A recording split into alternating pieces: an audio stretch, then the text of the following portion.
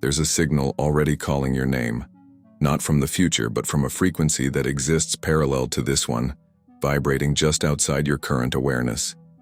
It's not louder than your doubts, but it's clearer. It's not urgent, but it's persistent. And if you've ever felt a subtle pull toward a version of yourself that feels more you than anything you've ever lived, a flash of a life where you're free, loved, abundant, clear, that wasn't imagination. That was reception. You didn't make it up, you picked it up.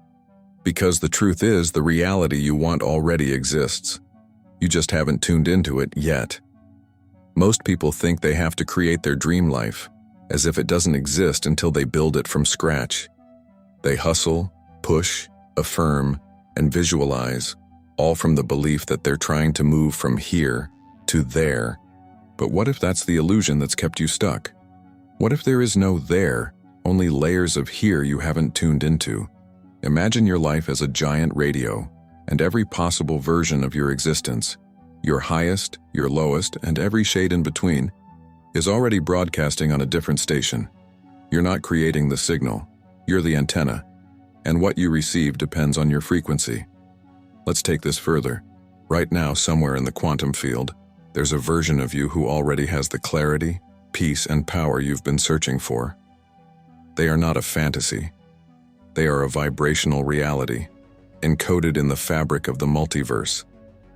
And every time you feel that flicker of resonance and a moment of stillness, a wave of insight, a spontaneous alignment, it's not random. It's contact. You've briefly matched their frequency, and in that match, you remember what your mind forgot. You don't have to become that version. You only have to tune into them. But tuning in requires more than wanting. It requires stillness.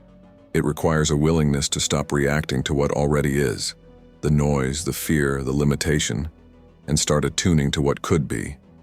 Most people try to change their reality by changing their environment. But in the quantum field, that's backwards. Reality doesn't shift because you change the world. The world shifts because you change your signal. You don't pull things toward you. You pull yourself into coherence, and the field reflects accordingly. David Bohm, one of the most visionary physicists of the 20th century, spoke of the implicate order, a deeper, non-local realm where all possibilities exist in folded, holographic layers. In this order, nothing is separate, and everything that appears is just an unfolding from a deeper reality. The life you desire is not in your future. It is folded within you, waiting for the right frequency to unlock it. Abraham Hicks calls this the vortex. Bohm called it the hollow movement. The names change, the truth doesn't. You are never chasing your future. You're just remembering how to receive it. And yet, here comes the paradox. If the reality already exists, why don't you feel it? Why can't you see it? Why is it so hard to find? Because you've been trained to listen only to what's loud. The external world shouts. Algorithms, bills, relationships, insecurities, they all demand your attention. But the timeline of your becoming whispers. It waits for stillness. It speaks in frequencies, not words. And the longer you stay entangled with the static of who you used to be, the harder it becomes to hear the tone of who you already are. But once you hear it, even once, you can't unhear it. You'll begin to feel when something is off frequency. You'll notice when a conversation, a decision, a routine no longer matches the life you're meant to live. And at first, this will feel uncomfortable, because aligning with your true timeline doesn't always feel good in the beginning. It often feels like loss of familiarity, of identity, of false safety. But what you're really losing is interference. And what emerges in its place is clarity. There's a woman I once worked with. Let's call her Eva. She had spent a decade trying to find her purpose. Workshops, retreats, countless courses. She did everything right, but nothing stuck. Then one day, during a guided meditation, she felt something shift. Not a thought, a vibration. It was like her whole body began tuning to a different station, one she didn't recognize but somehow remembered. In that moment, a single phrase arose. "You're not lost. You're out of tune." That sentence changed everything. She stopped searching. She started listening. not to the noise of the world, but to the subtle resonance within her field. She began aligning her choices not with logic, but with vibration, and within weeks the purpose she had spent years chasing landed on her lap, not as a job but as a state. She didn't find her calling, she matched it. Because the field doesn't reward effort, it responds to coherence. So here's the question no one ever taught you to ask: what am I tuned into? And is it even mine? Are you aligned with a future you actually want, or just looping a frequency inherited from your past? Because every thought, every emotional default, every nervous system reaction is a dial. And most people never change the station. They just decorate it. Try to feel better inside it. Try to succeed within it. But the real shift comes when you step back and realize you're not the song playing. You're the receiver, and receivers can be recalibrated. As we move forward, we're going to dismantle the lie that you need to make it happen. You don't. The reality you seek has always been there, vibrating, waiting, fully formed in the implicate field. And once you learn to tune in, not just with your thoughts, but with your being, the jump becomes effortless. Because you're not trying to get somewhere. You're simply collapsing into what's already true. And once you taste that truth, you'll never settle for static again. You've been taught that there is only one you, one linear identity moving through a single reality, making choices that determine a singular future. But this is a distortion, a simplification designed for survival, not expansion. Because in the realm of quantum reality, the self is not a single point. It is a field, a spectrum, containing infinite versions of you, each vibrating at a different frequency, each existing simultaneously in what physicists now call parallel realities. These aren't fantasies or sci-fi speculation. They are entangled potentials, scientifically modeled, spiritually intuited, and available now. Let's begin with David Bohm. While the mainstream scientific world obsessed over particles and equations, Bohm dared to look deeper, beneath the visible, beneath the measurable, into what he called the implicate order. In this view, everything we experience in the material world, what he called the explicate order, is simply an unfolding of something much deeper, more fundamental, and infinitely more mysterious. In the implicate order, space and time dissolve, objects are no longer separate, and consciousness is not an effect of the brain, but the medium of reality itself. This changes everything. Because if reality is unfolding from a deeper field of interconnected possibility, and if your consciousness is part of that field, then you are not moving through time. You are tuning into layers of it. Every decision, every emotion, every subtle shift in frequency becomes a selector, collapsing one version of your life from the infinite that already exists. Here's where most people get stuck. They believe their past defines their future. But in the implicate field, past and future are entangled, woven into a timeless fabric that responds not to memory, but to momentum. The version of you that you've always dreamed of becoming is not somewhere ahead of you, waiting to be reached. It's already here, in a parallel fold of the field, fully formed, fully alive, broadcasting its frequency like a beacon. You don't reach it by working harder. You reach it by matching its signal. Abraham Hicks calls this the vortex, a vibrational reality where everything you've ever asked for, felt, or imagined exists in readiness. But most people don't live in the vortex because they're vibrating in reaction to their current reality. They observe their bank account, their relationship, their body, and use those observations to define what is real. But in doing so, they collapse the same version of reality, over and over, because they never change the lens. They don't realize the field responds not to what you see but to what you be. Let's ground this with an analogy. Imagine walking into a massive library. Inside are infinite books, each one a different version of your life. Some are almost identical to the one you're living now, just a few details shifted. Others are wildly different, versions where you made one different choice, one different belief, one different breath. The books don't move, they don't compete. They simply wait. And the one you read, the one you emotionally invest in, becomes your reality. not because it's the only one, but because it's the one you tuned into. Now consider this. Every time you feel frustrated, hopeless, or trapped, what you're really experiencing is energetic dissonance, a mismatch between your current self and a parallel self that is pulling on your awareness. You feel the tension because the field is trying to synchronize you with a more coherent version of yourself. That's why discomfort is not punishment. It's a compass. But most people interpret discomfort as danger. They run from it, suppress it, avoid it, and in doing so, they miss the signal. Because what you resist persists, not as punishment, but as a mirror. The field cannot lie. It can only reflect. So the question becomes, how do you shift into a parallel version of reality that already holds the experiences you desire? The answer is not in thought alone. It's in state, your emotional, vibrational, and somatic coherence. Your body is the interface. Your nervous system is the dial. And every time you align your inner state with a higher frequency, gratitude instead of lack, presence instead of control, surrender instead of resistance, you begin to collapse a different version of the field. Let me give you an example. A man I once coached, deeply stuck in scarcity, believed he had to work 14-hour days just to stay afloat. He had a brilliant mind, but his nervous system was conditioned to chaos. He could not feel safe unless he was suffering. One day, he had a simple insight. What if there's already a version of me who earns more by doing less? That question became his daily portal, not a mantra, a frequency check.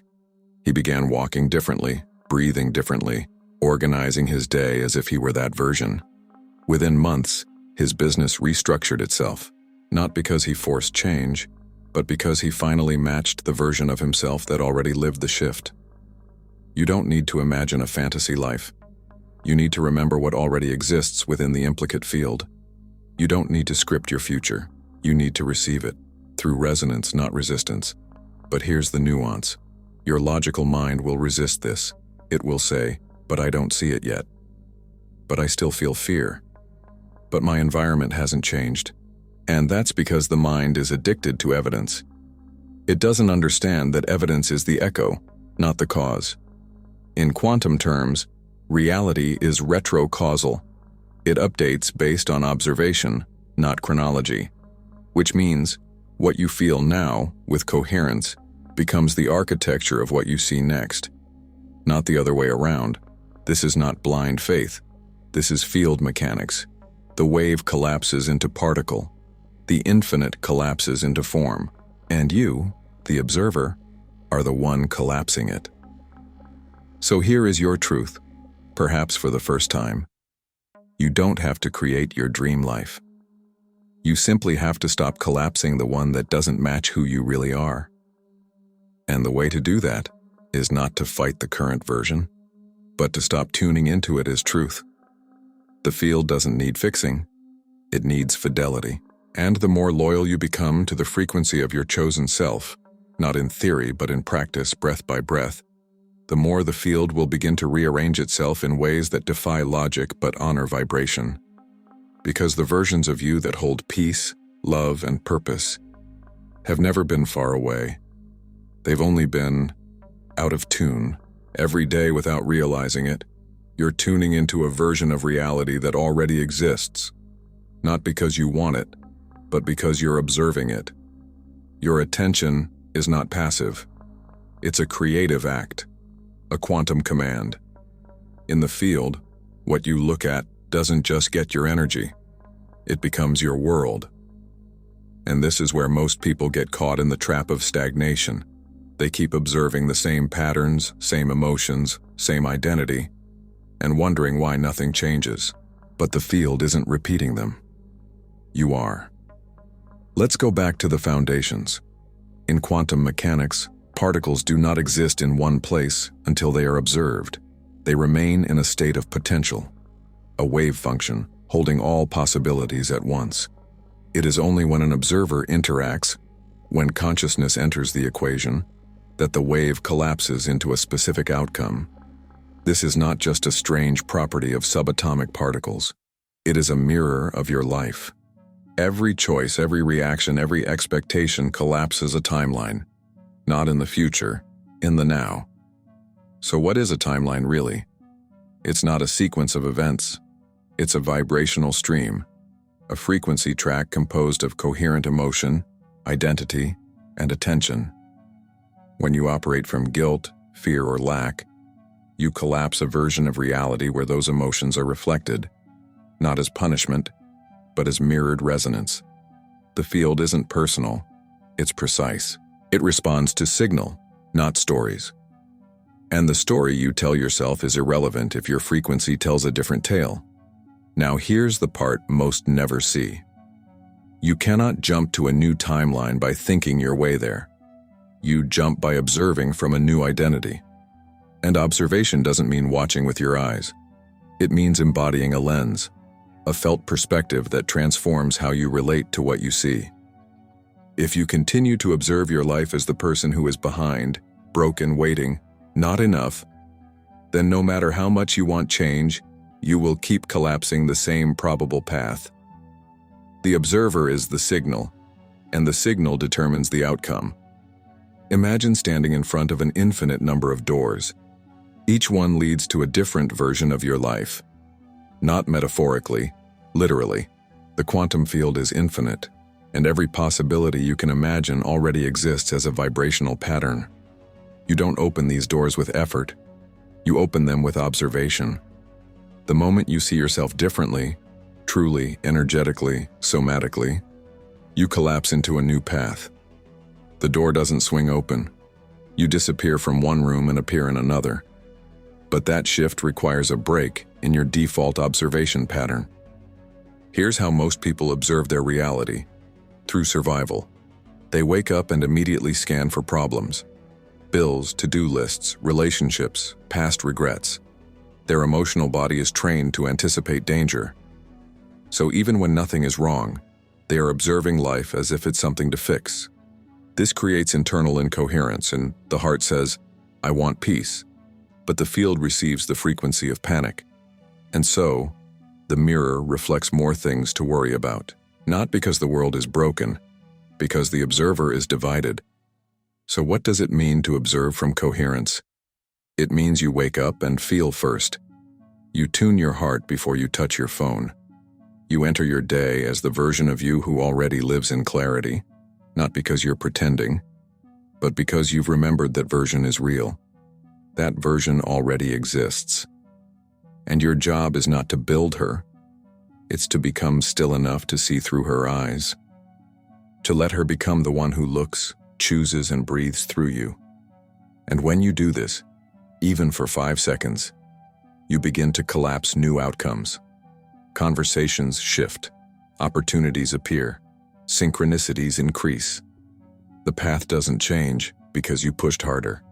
It changed because the one walking it isn't the same. Let me share a real story.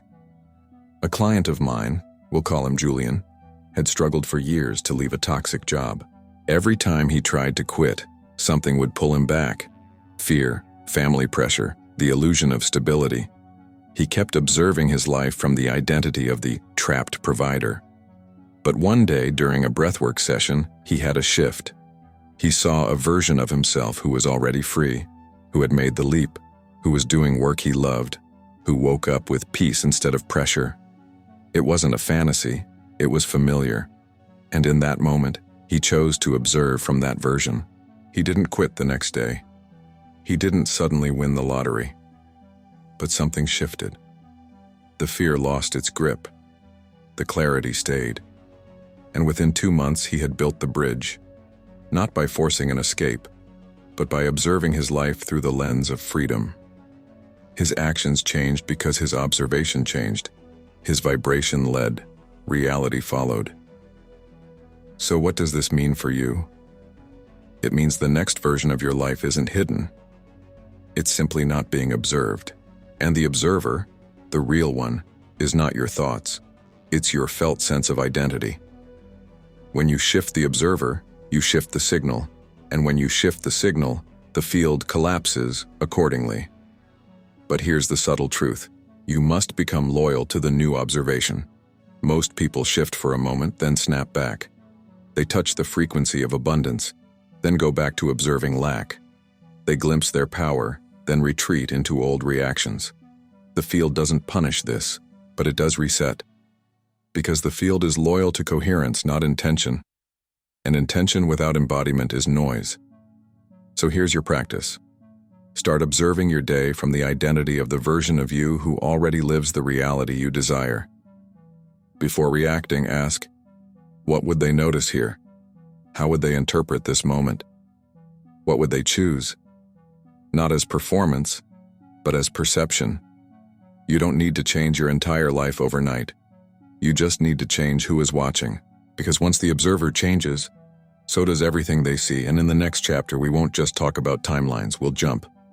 Together, you've spent your life moving through time. Now you're going to feel time move through you.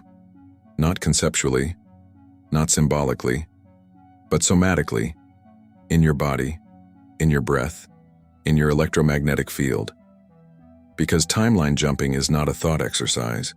It's not about closing your eyes and wishing harder. It's about entering a new frequency with such clarity, such emotional fidelity, that the old version of you cannot survive inside it. You don't visit the new timeline. You become it. And when you do, everything else, your choices, your emotions, your external world, begins to reorganize around your signal. Most people imagine timeline jumping like teleportation. 1 second you're here, and the next, you're somewhere else. But that model is rooted in physical change. The quantum reality operates differently. The shift isn't physical first, it's perceptual. You still wake up in the same bed, surrounded by the same people, with the same memories. But something invisible and irreversible has changed. You no longer respond to life from the identity of the old timeline. And because of that, your field stops emitting the vibrational contract that held that version of reality in place. You may still walk in the same room, but the version of you who walks into it is not the same. So how do you jump? We begin with coherence. When your mind, body, and heart emit contradictory signals. When you think one thing, feel another, and behave from a third, the field becomes confused. There's static in your signal. But when those three centers synchronize, when your thoughts, feelings, and breath move as one, your signal sharpens. You become legible to the quantum field. You stop broadcasting noise. You start transmitting identity. Let's prepare your body. Sit or lie down. Close your eyes. Begin to slow your breath. In through the nose, out through the mouth. Let each exhale carry away the version of you that's trying to control the outcome. Let each inhale pull in presence. Continue until your breath feels like a rhythm, not a task. Now, place one hand over your heart, not as a gesture but as a key. This is your tuner. Your field emanates strongest from here. As you feel the beat beneath your palm, begin to imagine that you are not breathing into your lungs. You are breathing into the version of you who already lives the life you want. Let them rise. See them. Feel them. Embody them. Don't try to build their life in your mind. Feel their state, their posture, their emotional baseline, their silence. Are they at peace? Excited? Clear? Confident? Let your own body begin to mimic that resonance. Shoulders relax. Spine lengthens. Face softens. The breath slows even more. Now activate the quantum sense, your imagination. Bring to your mind a single moment from this future self's life. A moment that would only happen if the jump had occurred. It could be a phone call, a letter, a hug, a new space, a sunrise seen from somewhere different.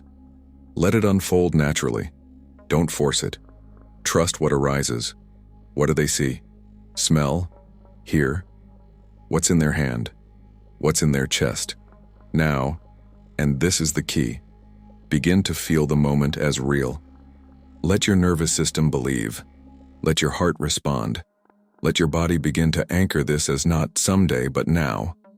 This isn't visualization. This is vibrational substitution. You are overwriting the old signal, not with fantasy, but with resonance. When the feeling is full, speak. silently or aloud, the following phrase: I accept this as my current reality. Hold that. Let your body absorb the new frequency like sunlight on skin. Let the old version fade, not because you pushed it away, but because it no longer fits. Now slowly begin to bring awareness back to your breath. Notice the space you're in, but before you open your eyes, feel the field. Feel what shifted. You may not have moved physically, but something moved in you. That is the jump. And now, you walk differently. You respond differently. You make choices that match the identity you just felt. You hold the frequency even when it's inconvenient, even when no one else sees it yet, because you saw it. And that's enough. The field has been updated. But this is where most people fall off. They do the practice once, feel a shift, then step back into old habits. Not because the practice failed, but because their loyalty to the new identity was conditional. They expected the outer world to mirror the inner change instantly, but the field doesn't work that way. It doesn't rush. It aligns, and it watches for coherence over time. So here's the truth. The jump is not a one-time event. It's a recalibration. You'll need to return to the frequency, rehearse it, embody it, not as work, but as devotion. Because the reality you jumped into will feel foreign at first. Your body, used to old chemistry, will try to seduce you back into the familiar, into patterns that no longer match your signal. That's not a sign to stop. It's a sign that the leap was real, and the field is testing for consistency. When you begin living from the new frequency, even when the world hasn't caught up, that's when reality begins to bend. People treat you differently. Opportunities emerge. Emotions regulate. Synchronicities become normal. Not because life changed, because you changed your relationship with time, self, and signal. So here's your anchor. Right now, in the energy of the jump, declare it into the field. Not as an affirmation, as a confirmation. Comment: I have shifted if you felt the frequency shift. Why? Because ritual becomes real when it's witnessed, even digitally. Your comment becomes a frequency stamp, a vibrational signature sent into the collective field of this community. And when others see it, feel it, respond to it, the timeline strengthens. Remember, you didn't just imagine something different. You tuned into something that's always been real. And now, you walk as the one who's already there. You felt it now. The shift, the subtle but undeniable sensation that something in you has moved. And with it, reality has started to bend. But what happens next is the part almost no one prepares for. You see, the greatest challenge after a timeline jump isn't the new frequency. It's the gravitational pull of the old one. Most people don't stay in the new timeline, not because they didn't jump, but because they unconsciously negotiated their way back. And if you're not aware of this trap, you'll find yourself reliving the same patterns you swore you'd left behind, with no idea why. Let's begin with what actually happens after a quantum jump. When you access a new timeline, one where peace, clarity, love, or abundance is already normalized, your field expands. Your body begins emitting a different signal. Your electromagnetic rhythm changes. But your nervous system doesn't always interpret this as good. It interprets it as unfamiliar. And to a body trained by trauma, chaos, or scarcity, unfamiliar often feels unsafe. So, without even realizing it, you begin seeking ways, subtle, habitual ways, to return to what you've always known. It might show up as procrastination, as sudden anxiety, as a craving for drama, over-explaining, or control. You might pick a fight, sabotage an opportunity, or slip back into a behavior you thought you'd outgrown, not because you're broken, but because your biology is trying to restore homeostasis. Even if that homeostasis was rooted in suffering, the body craves familiarity more than it craves freedom. Let me tell you a story. A man named Caleb had been working on shifting his reality for years. He had visualized, meditated, affirmed, and finally he felt the jump. a clear shift into a timeline where his business began to flourish and his inner peace felt stable. But 3 weeks in, everything fell apart. Revenue dipped. Old fears returned. He spiraled. When we sat down together, I asked him a simple question. What version of you are you being loyal to right now? He paused, tears welling in his eyes. The one who's always trying to fix everything, he said. That sentence revealed everything. Because the jump had worked. But Caleb had never fully let go of the identity that got him there. He was still vibrationally entangled with the part of himself who felt useful only when solving problems. So when peace arrived, he didn't feel safe. He felt irrelevant. The frequency of the new timeline was received, but not held. This is what most people miss. Jumping timelines requires not just accessing a new frequency, but releasing the survival codes of the old one. You must break the subconscious agreements that kept you looped in suffering. Agreements like, I need to struggle to feel worthy, or if I slow down, I'll fall behind, or if I'm happy, something bad will happen. These are not just thoughts, they are contracts. And if they remain unsigned in your nervous system, the field will default to their frequency, no matter how powerful your rituals may be. So how do you stay in the new timeline? First, you must become hyper-aware of your emotional set point. What is the default state you fall into when things get quiet? That state, whether it's urgency, guilt, self-doubt, or overwhelm, is the gravitational center of your old reality, and until you neutralize it, it will keep collapsing timelines that match it. Next, you must defend the new frequency as sacred. That means saying no to anything that pulls you back into energetic agreements you've outgrown.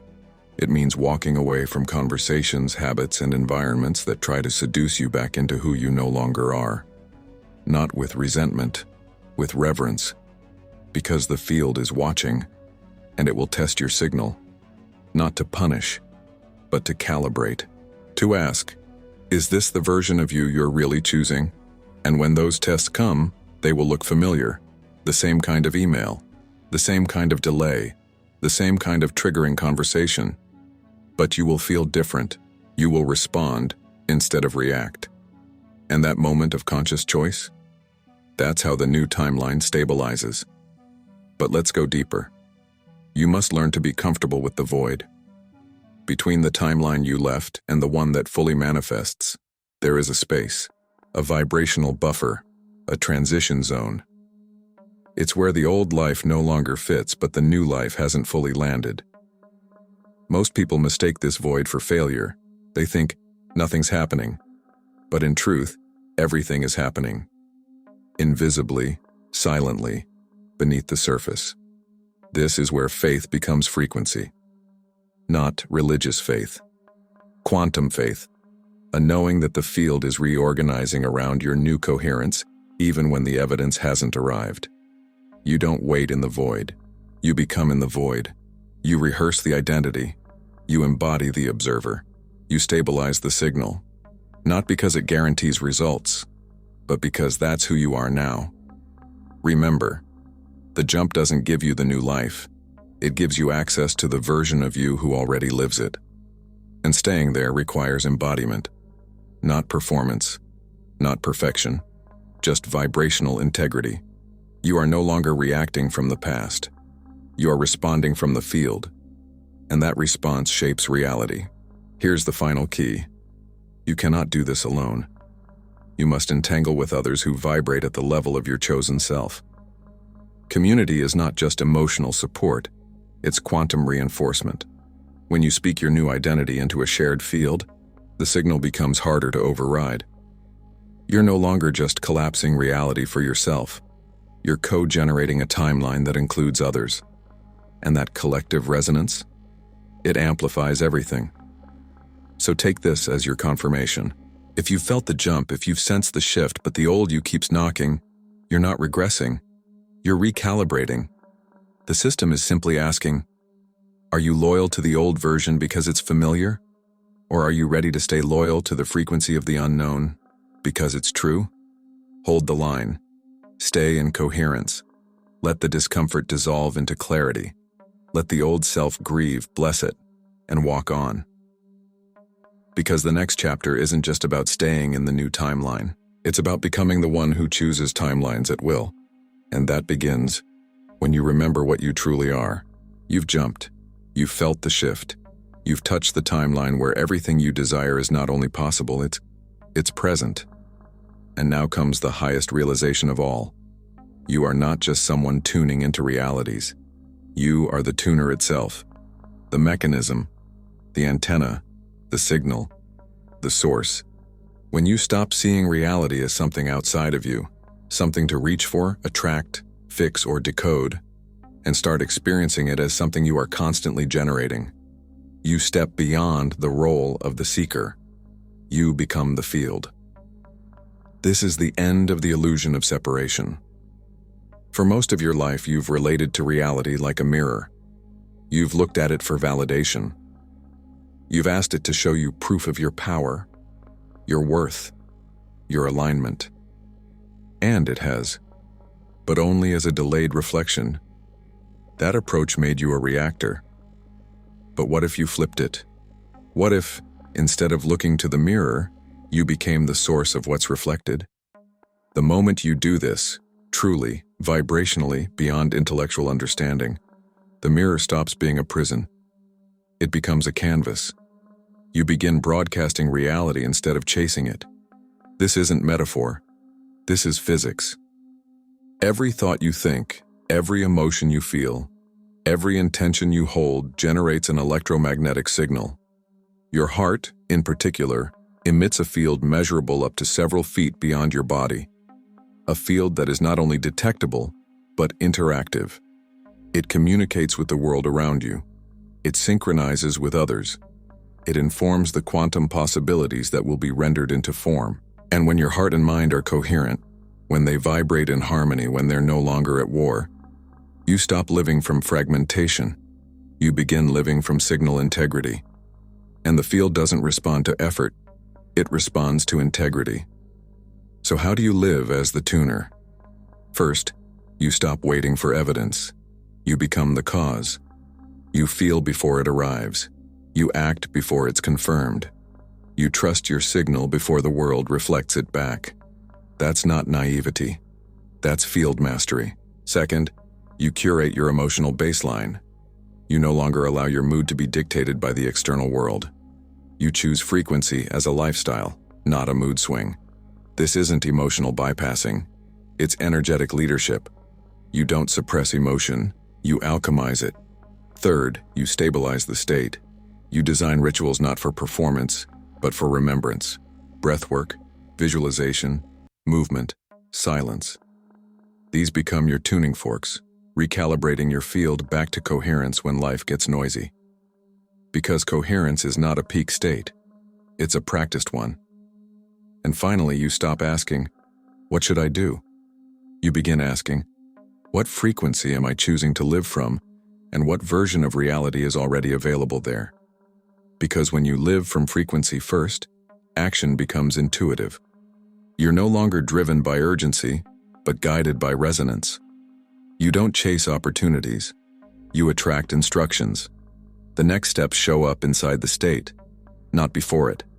This is the way of the tuner. And when you hold this role with reverence, something beautiful happens. Your life becomes art, not predictable but precise, not rigid but orchestrated. You begin to notice that what you need finds you before you ask. That conversations, people, and experiences arrive exactly when your field is ready to receive them. This isn't coincidence. It's entangled coherence.